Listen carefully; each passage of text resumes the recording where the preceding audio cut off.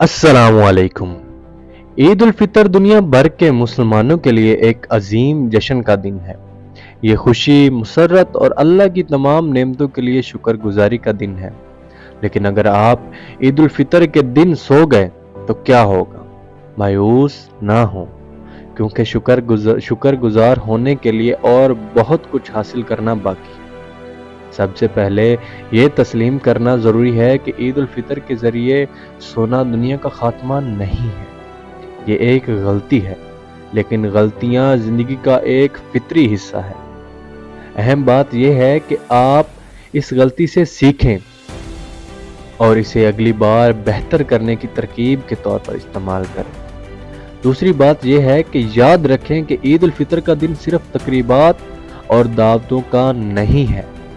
ये रूहानी तजदीद और अक्कासी के बारे में भी है। अपने ईमान और अल्लाह के साथ अपने ताल्लुक़ पर गौर करने के लिए कुछ वक्त निकालें। सोचें कि आप इस रिश्ते को मजबूत करने के लिए क्या कर सकते हैं और आप एक बेहतर मुसलमान बन सकते हैं।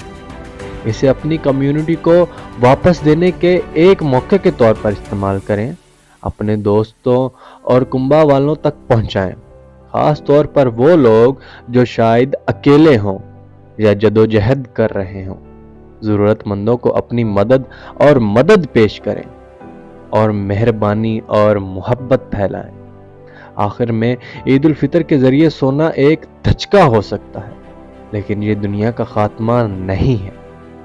इसे सीखने, अक्कासी करने और कम्युनिटी को वापस देने के मौके के तौर पर इस्तेमाल करें। याद रखें कि अल्लाह रहम करने वाला और माफ़ करने वाला है, और वो हमेशा आपका इस्तकबाल करने के लिए तैयार है। ये एक बेहतर मुसलमान और मजमूई तौर पर एक बेहतर इंसान बनने का मुहर्रक बने। अल्लाह आपको सलामत रखे और इस सफ़र में आपकी रहनुमाई करे। आमीन। मुअज़्ज़ज़ नाज़रीन, अगर आपको हमारी ये वीडियो अच्छी लगी हो तो वीडियो को लाइक करके हमारे YouTube channel learn and motivate को सब्सक्राइब कर लीजिए। अपना और अपने प्यारों का ख्याल रखिएगा। जज़ाकल्लाह।